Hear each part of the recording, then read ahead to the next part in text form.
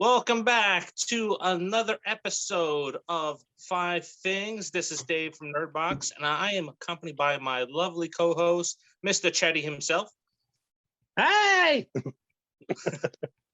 I'm exhausted, man. I'm exhausted. I don't know what you're getting tonight. Now, on this episode, it's a bit of a continuation from season one. Season one, we talked about comic book movies. On this episode, we're going to talk about the 5 superhero cartoons that you should watch. But as always, let's jump into a little history.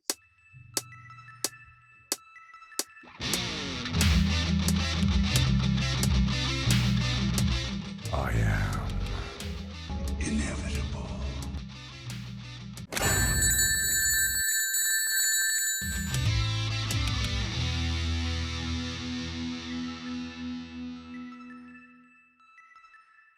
In late 1941, Superman became the first superhero cartoon produced by Fleischer Famous Studios and ran to 1943 with 17 episodes. This is at the time where we first heard the famous phrase, "Look, it's a bird, it's a plane, no, it's..." Now into the 60s, superhero cartoons expanded their audience by focusing on kids. And we saw shows from Filmation's Batman Superman Adventure Hour and Grant Trey Lawrence Animation's Spider-Man. In fact, that's where we first heard Spider-Man does whatever a spider can. Now, the influence of superhero cartoons expanded into Japanese anime in the 70s, while here in the States, broadcasting restrictions were being pushed by activist groups like Action for Children's Television. This forced superhero cartoons to become less violent, and we saw shows like The Super Friends, Plastic Man, Spider-Man and His Amazing Friends. Now, it wasn't until the 90s where we saw superhero cartoons that we are accustomed to today. Batman the Animated Series and X-Men is a good example. You also started seeing cartoons more geared for adults with Aeon Flux and Spawn. Before we kick things off, let me welcome our very special guest. And with us today from Screen Crush, it is Ryan Arey. Hey, Welcome. Thanks for having me, guys. So anything that you would like to promote or talk about? Yeah, sure. I write and host and edit some of the videos for Screen Crush, the YouTube channel. We do superheroes, Star Wars, Marvel, DC, the occasional video about The Sopranos that nobody watches, all that great stuff. And actually today, a website, and I can't remember the name of it, rated us as one of the top 20 video essay channels that every filmmaker should watch. So that was an honor. That was pretty cool. And that's what we got going on over at Screen Crush. Hey! Yeah, congratulations. Ryan, since you are our guest, you get to kick off our list. So what is your number 5? I want to just say a quick thing about my process for this list. I really wanted some variety because I could have very easily just gone through and have my entire top 5 be just DC superhero shows, right? You mentioned Max Fleischer. That could have easily been at any spot in my top 5, but at a certain point I had to go, you know what? I want to go for like what's spoken to me the most and is personal. You know, I kind of just mix and match, but you could easily take any of these away, put a different one in, and I'd be like, you know what? You're right. So I'll fight for these spots, but only so much. All right. Number 5, it's a recent one. I'm going to go with Invincible. Ooh. Now, that's not to say that Invincible is better than the Fleischer Superman series, just, or anything else that didn't make my list. But I picked Invincible because we've been around superhero stuff consistently, superhero content since 1997 or 95. Like ever since then, since 95, we've had a new superhero movie in theaters every year or 2 years. And I felt like Invincible, especially in the animated form, because they went bloody and gory with the maturity, and there's a character maturity as well as like the adult content. I thought it pushed the genre forward in a really kind of serious way. It was also very tongue-in-cheek. If you read the comics, and I've never read the Invincible comics, so that's part of it for me. But from the comics, you have books like Astro City that do a great job of like kind of growing up superheroes, but also showing how they would exist in the real world. And Invincible did that. That's good. That's I a never good. got around. I never got around to watching it. I'm really disappointed in myself for it. Still, You it's know. still on there. I'm going to tell you what my actual number 5 is here, and I'm going to tell you what I want to change it to, and you tell me which you think. Yeah, screw you, Dave. Whatever. It's my channel too. Spider-Man, the animated series from the 90s, or, and I only say this because Ryan kind of mentioned like, oh, I want to pick. It's really easy to just go DC for everything because DC has the animation thing just cornered. It is what it is. I thought that the Marvel animated movie that there was a double feature where it was a World War Hulk and Hulk Wolverine, I think it was called, or Hulk Thor, Hulk Wolverine. It was 2 stories, and Yes. they did like World War Hulk, and they did the first appearance of Wolverine stories kind of side by side in one. That more people need to watch that movie, just because it was actually Marvel stepping up to the plate in animation in an animated, and it was good. It was good. So Well, since you asked us to help you with that pick, well, those are movies, so toss those whatever. out. Well, the people know now. So suck it, Dave. Who really won that battle? So Spider-Man, the animated series. It was good. They had crossovers. That was a solid show. That was a really solid show, and the song was awesome. The intro song was so 90s. It's just ridiculous. One of the long stories that stuck out was the one with Madam Web. Yeah. I really dug that story, and I like how they used a lot of the other characters too, like you mentioned. Yeah, I like the crossover. Like they had the X-Men crossover at one time. I think I think there was a rando like Captain America crossover at one time, like in a few later seasons. I like to like X-Men, because that was the 2 as far as Marvel was concerned. Like X-Men had these long, like season long, or these like sagas, like the Phoenix Saga was like 5 episodes. Like, it was a lot to dig into. Spider-Man always seemed like they could kind of pull it off in maybe 3 episodes, like if it was going to be a longer storyline, but then it also tied into the next 3. It was like segmented like that, and there was continuity to it. Nice. And that show almost made my list. It was on and off a bunch of times. Had one of the best endings too. You mentioned the Madam Web arc, but the ending where he goes to learn from Mary Jane, he gets the web sling with Stan Lee. That was pretty great. Yeah, it fell down my list. It was higher. It was like 3, I think, when I started the list, and I was like, But crossed over with the X-Men. It was good. It was like their own little mini cinematic universe there. It was great. Yeah. And I'm taking this all the way back when I was really little, and that's Spider-Man and His Amazing Friends. I loved that show as a kid. I've introduced it to my kids, and there's a lot of great villains that just still stand out to me from that show. We have Tarantula, we had Swarm. I loved the Green Goblin in it. They had Mysterio, and at points it even crossed over with X-Men back then as well. Yeah, that's reaching into the bag a little bit. I don't know. I think that one's I would give you this. It's an underrated one for sure. It doesn't get brought up a lot. It was a good show. I need to revisit it because I don't remember it very well. Hey, can I change my 5? Can I change it? Sure. I screwed up. Screwed up real quick, man. Okay. Here it is. The Tick. Oh, I don't know how I missed the Tick. Boon. I feel like a dumbass, right? I missed the Tick. In fact, Tick should probably be my number 4, but whatever. We'll get to that in a second. I still quote jokes from the Tick that from episodes I haven't seen in 30 years. The show was amazing. It was hilarious. And you could ask any random person on, like, hey, and they'll be able to tell you a line from the Tick.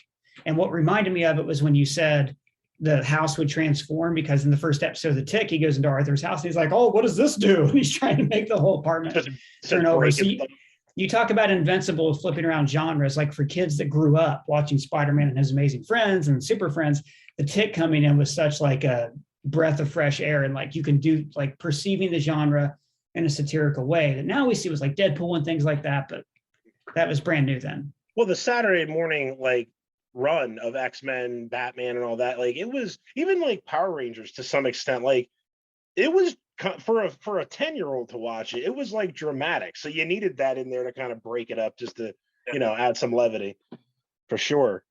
That's a better number 5, I think.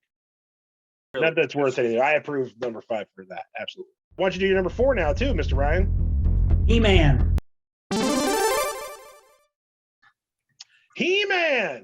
He-Man's a superhero show. He's got a secret identity. I don't care if it's not like a capes and tights kind of thing. It's definitely a superhero show. In fact, I'd probably flip He-Man and Tick, but we'll keep it the way it is for now.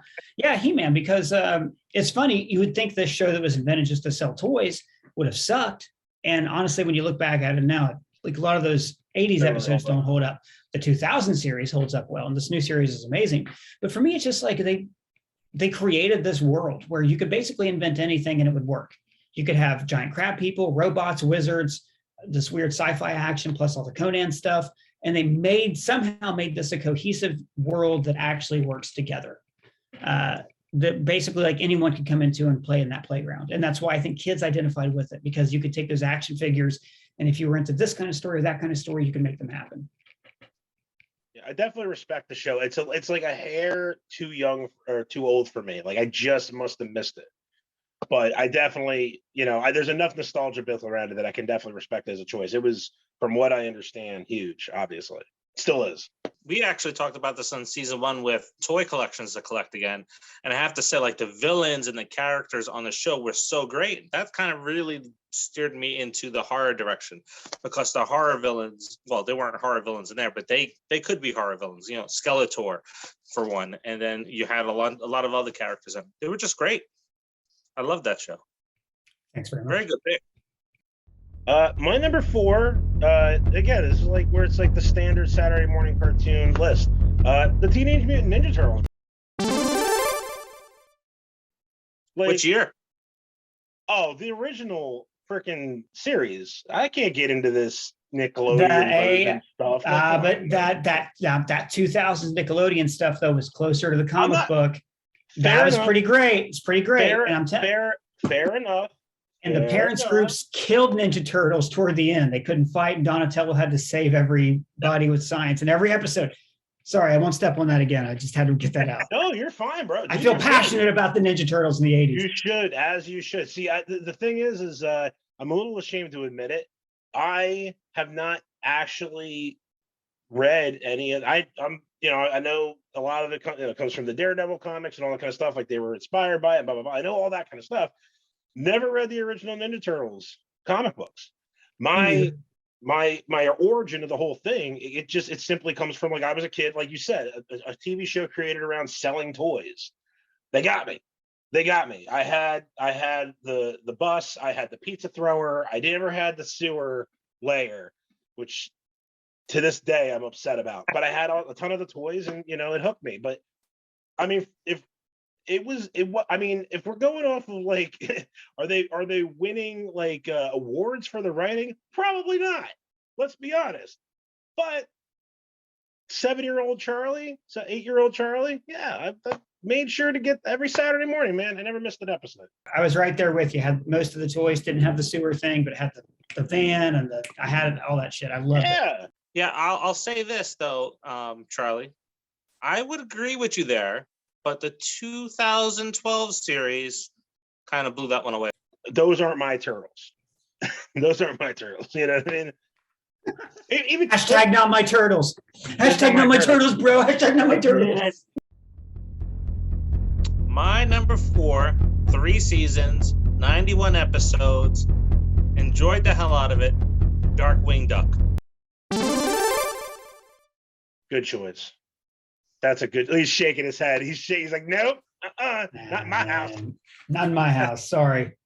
I love DuckTales. I love Gizmo Duck. I love that episode where all the different Duck heroes join together. And I watched a lot of Darkwing Duck. I just can never stand shows where the superhero is incompetent, like Inspector Gadget and this one. So I get that. I'm not dissing it. It's just of those Saturday afternoon Disney crossover shows, not my favorite. Wasn't that such a 90s Disney trope though? Like just any of the shows, the adult, the character of the show was never the bright one. You know what I mean? It was always the smarter kid or whoever. Yeah, like Baloo kind of had a thing on Tailspin. He wasn't like the most put together. He needed other people's help, but he was the best pilot. Yeah, whereas like Darkwing Duck was good at nothing. Like he was pretty incompetent. That's true. But like, I don't know. I'm a 41-year-old guy arguing about Darkwing Duck. I don't want to die on that hill. Your All number right, here we go. So, and again, you can pick any of those Bruce Timm shows and they can fill up any spot in anybody's list. But Superman the Animated Series is my number 3. And I'm going to throw it out there for a couple reasons. It's unfairly compared to Batman the Animated Series because they put that show on hold to go do this. The art isn't as rich and as deep, but the Art Deco designs they did for Superman, they kind of reimagined him as like that from that era, the same way they combined different eras for the original Batman the Animated Series.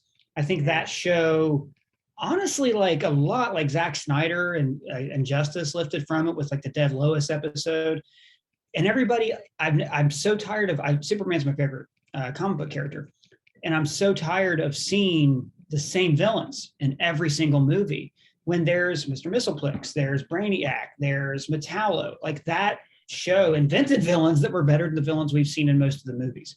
And I just thought it nailed who Superman is. He was depowered just enough in it to make him like vulnerable. And it also did a great job laying the groundwork for the Justice League. It introduced Flash, he crossed over with Batman, introduced Dr. Fate, introduced Green Lantern and other heroes that like appeared later on. So just a fantastic show, great voice cast, perfectly cast. And again, kind of like a prequel to the Justice League cartoon. The cartoon was excellent. Like I'll choose to watch a cartoon almost over every Superman movie that's out there, with the exception to the original number 1. totally forgot about it. You're right. It was like tonally, they did a really good job of distinguishing it as the kind of the opposite of the Batman. Like the score was brighter. Most of the battles were during the day. Like the whole thing, the Gotham and Metropolis is the same city, one's at night, one's during the day, kind of like idea of it. I thought that is true. They did a really good job with that too. That's good. That's a good number 3. Solid number 3. And Shirley Walker also, who did the score for the score and the arrangements and everything for Batman the Animated Series, who was Danny Elfman's music supervisor in the Batman films.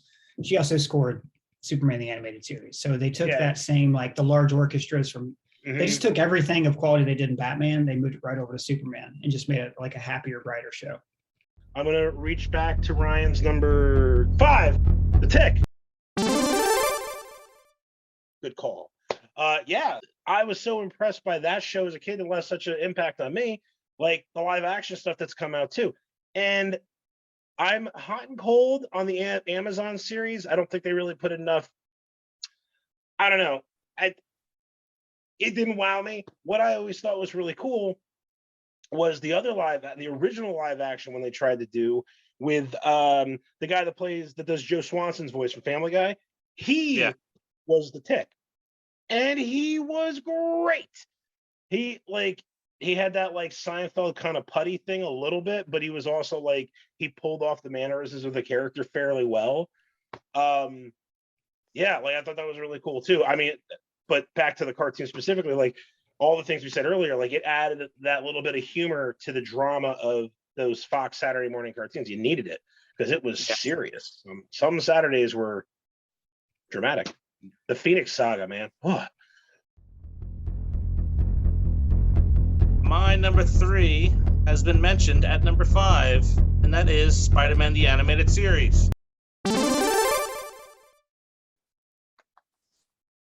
That was a must-watch on Saturday mornings. A great series. Character. I thought they treated Venom really well in that. They really treated everybody really well, but like the Venom stuff really stuck out the best. And I was so stoked because again, like the intro of the show and Venom's the last thing you see before the Spider-Man banner, and you're just like, when's it coming? When's he coming? X-Men, the animated series from the 90s. Ba-na-na-na-na-na. That's my number 2 as well. When the X-Men come to the MCU, if they don't use that theme song, then they have screwed up because that is the greatest. It's Superman, John Williams score, Denny Elfman's Batman, X-Men the animated series. There's no other, and then down here is just a long list of pretty good music that doesn't have a melody. There's got to be a small party though, just being that you're part of the channel that you're part of. You kind of want them to screw the landing on that, just for the sake of content. Like, imagine if Marvel decides to bring the X-Men over and they don't do that. How many YouTube videos are there gonna be? You're It's right. just so easily like immediately Oh, yeah. recognizable. Well, And even- for all the reasons you mentioned earlier, like it was a Chris Claremont X-Men run put the screen. It was those long runs and treating the characters seriously. Even like the first season where they were out of order because they kind of screwed up. Like the first season has race riots and all this other stuff, man. Like it was for X-Men fans. That's probably what got a lot of people into the X-Men was that series. Just perfect, absolutely perfect. Yeah, the free video, the free VHSs that came with your 2 large pies at Pizza Hut. Total package. I knew what I was doing Yeah. on Friday night. Yeah, I don't have X-Men on my list. It fell off. It was between the Amazing Friends of Spider-Man there and X-Men, and I had to go with Spider-Man. I love the X-Men cartoon. It's going to make my honorable mention. Okay. No judges. But I will tell you what my number 2 is, and that is the Teenage Mutant Ninja Turtles from 2012. I loved that iteration of that series. I love all the different elements and characters they brought in. I thought it was a great update. I even loved all the horror characters and elements that they brought into it too at certain points. I never watched it. I don't know. I would take your word for it because I'm an 80s Turtles guy. Sorry, man. I was a little leery No about way. watching it at first, and I watched it with my kids a couple of times, and it's like, you know what? I got to watch the whole series. And it's just done very well. If I have to look at my number 1 and look for a clear number 2 and what I enjoyed the most as an adult and probably as a kid too, this one definitely is number 2 for me. I just never got it. I would think because of the computer animation, it just always made me go, okay, that's theirs. My wife doesn't watch any cartoon shows, and that one she actually looked forward to every single week because she enjoyed it too. A lot of good comedy elements in it as well. All right, folks. We're just about to do our number 1s. But first, we got some honorable mentions. Now, as is customary, the guests will lay out their honorable mentions, no particular order. This is just the stuff. This is the top of the broth. You know what I'm saying? This is the stuff that's like it's not the meat and potatoes, but you like it. You like it. It's there. So Ryan, without further ado, what are your honorable mentions? Okay, so 2 honorable mentions. One is the Venture Brothers, and the main reason it's an honorable mention, the only reason it's an honorable mention is it's not really 100% a superhero show. It would probably have been my number 1 if I could be certain that it was. The later seasons are more superhero based, but like, just to be fair, I'm like science adventuring doesn't necessarily count. But I mean, the Venture Brothers is Rick and Morty before Rick and Morty. It blows my mind more people don't know this show. You take any given episode of that, they'll have like a really obvious Star Wars reference, and then like a deep cut reference to a prog rock album you've never heard of. Like there's a reason it took them so long to make each season because they just poured everything into it. Great show. If you're listening, you've never seen the Venture Brothers, stop, turn the podcast off, go watch the Venture Brothers. It's an amazing show. And then my other honorable mention is Justice League Unlimited, because I prefer that one to Justice League, not because Justice League's bad, but just they really opened up that whole DC animated universe and brought Warlord into it. And Warlord is one of the few comics I own almost every issue of. I'll never get to see it adapted live action. Super weird character. Earth is hollow. There's dinosaurs and wizards and laser guns inside of it, just like He-Man. And then you have this dude who's a Vietnam Air Force pilot who flies into the middle of the earth, and he's becomes a warrior because he has a gun. He can kill everybody. He's like the top of the line warrior. Anyways, sky was the limit on that show. So that's mine. I got a couple. And it's Ryan's fault. I was like, he was listening. I'm like, oh. This one's underrated, and I thought it was good. I caught it on Netflix back in the day when they just kind of had a mishmash of everything. Short-lived X-Men run called Wolverine and the X-Men, which was I remember good. that. Yeah, it wasn't bad. It wasn't bad. It was only like I think 3 seasons, and it ends abruptly. Like there's no resolution. What's cool about it is it's not directly linked to the 90s X-Men show, but what it is like Wolverine's kind of like the one, ironically enough, the one that's trying to get them all back together. I think Professor X died, if I'm not mistaken, at some point between the 2 series, or however, whatever happened before. He's not there right now. So Wolverine's trying to get the band back together. Cyclops is like an alcoholic who's living like as a squatter in a random apartment building in a shitty part of a city, and it's like it's just kind of neat. It's just and they have some mission that they're trying to get back. I think it was either one season or 2 seasons. It wasn't, like I said, just because you threw out an Adult Swim one, I'm going to throw out Harvey Birdman, Attorney at Law. Awesome. You bastard. That should have been one of And I'm mine. pissed because I'm like, That's great. that should honestly, I love that show so much. I almost wish I would have put it on the list, but I feel like I could get chastised for it. The real Ghostbusters, I don't care what anyone says. The Ghostbusters are heroes. Whatever. The ones with the blue, the ones that were supposed to be like the actual movie, not the one with the monkey, not the one with the monkey. Yeah, they're heroes. I don't care what anyone says. And the one that's going to get me in trouble is a tie, and it's Young Justice, and this is where it's going to get me. Teen Titans Go. I don't care what anyone says. Teen Titans Go is awesome. People give it crap. I think it's an okay show. I get to watch it with my 10-year-old. She's cracking up.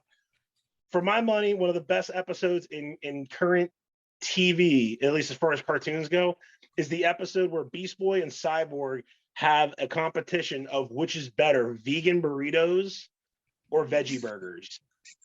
And it's hysterical. Whatever. Hate me, internet, hate me. I got nothing to say on it. Dave, what do you got? Well, we talked about X-Men and the original Teenage Mutant Ninja Turtles. And Charlie, I'm going to jump on the bandwagon. I'm going to go with Teen Titans before Teen Titans Go.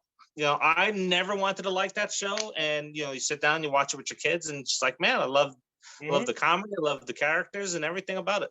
That gets us to the end of our list. Right. Well, all right. I think we know. You got me. Just say it, man. Just say it. All right. The Zeta Project, right? The spinoff of Batman Beyond. That's our favorite, right? Perfect. No, it's the animated series, man. Number one for me too. Dave, what's yours? Mine too. Oh my God! I can't believe you did that. It's the same. Oh, it is our first 5 innings hat trick. Wow. Yeah. There's a great documentary on YouTube that Warner Brothers produced about it. It's fantastic. I recently did a rewatch of all 3 seasons of that, or should I say all 2.5 seasons, third one. I'll tell you an interesting thing about this show that I might make a video about. I'm not sure yet. There's a lot of episodes about show business and about people who have been kind of chewed up and spit out by show business. Not just Matt Hagen, but there's the Gray Ghost. There's what's her name? The baby doll. I forget her real name in the show. The model. Yeah, and it's interesting that the creators, those are the original stories they chose because they're in Hollywood and they're making these Hollywood kind of stories. I thought that was really interesting because then when you look at all the Batman villains, they're all guys, except for the Joker. They're all people who were super smart in some way or another, but felt rejected by society. In fact, you could even say the same about Joker. He's super smart. We just don't know his origin, nor should we ever. So it's kind of interesting that you saw that pivot, inside the show. That's a really good insight. I just absorbing all that. I felt like it gave kids credit. First of all, it gave a show that adults could like too, but it gave kids credit that not that it was super heavy, but it was dark, it was mature, and kids loved it and all that. Plus, you're talking about a show that arguably gave us one of the most popular, if not for if it's around Halloween and you're some mom in her 30s, the most popular female villain or anti-hero going around right now. That's right. And successfully rewrote an origin for Mr. Freeze. Mr. Freeze was a B character. That's true. Yeah. And Heart of Ice is probably my favorite episode. It's just good. It's just, and it's so well written. One of the things that led me to it is not only just the darker style, but it was almost like throwbacks to James Cagney and the Tommy guns and that old mobster feel to it. I love that. But yeah, the Heart of Glass, definitely one of the best episodes ever. In fact, I just had my son watch that 2 weeks ago. He'd never seen it. It's like, go ahead and watch it. Nothing's going to compare to that. Yeah, man. That's great. We all got the same number one. It's exciting. I was just trying to. I was thinking, oh, gee, I wonder what my favorite episode is. So I was just looking through a random top 15 on slash film. It's impossible. I can't pick. Right? I just can't pick one. I mean, The Gray Ghost always stands out to me because it was about Bruce as a child, and I think that resonates with children, which is what they were going for. There's the one where he thinks that he's not doing any good because this crook that there was that one. Then he has to make the appointment to lay down the roses for his mom. There's another one where he has this fight with Dick, and Dick thinks that Batman's being a jerk, but he finds out that like he actually helped this criminal who he embarrassed in front of his family get like a job at Wayne Enterprises. Like the episodes without the marquee villains are some of the best episodes. You know, when the creators could just cut loose. They're also some of the worst because there's also that farmer episode. Remember that? Where the guy's genetically breeding really, really large pigs. It's from the 3rd season. All right, ladies and gentlemen, that's it. That's our top 5 list for animated superhero shows that you should check out. I mean, I'd be a little surprised to find out that you haven't seen any of these. Frankly, I just wouldn't believe it. So throw your list down in the comments. Tell us what you think. Tell us what you think about our list. I feel like the honorable mentions might be the point of interest for a lot of you. Like some of them, it's hit or miss. I cheat on every episode of this show. It drives Dave nuts. You can tell me I should stop doing that. I'm going to do it anyway. Doesn't really matter what you think. Anyway, make sure that you like, subscribe, and comment. Let us know what you think about this list and any upcoming lists that you may want. Ryan, plug away, man. What do you got going on? You know, Screen Crush YouTube channel, youtube.com/Screen Crush. You got videos coming out all the time. Got a lot of Eternals content we're prepping right now. It's the place you need to be if you're not there already. Fair enough. So for 5 things, I've been Charlie. This is Dave and Ryan.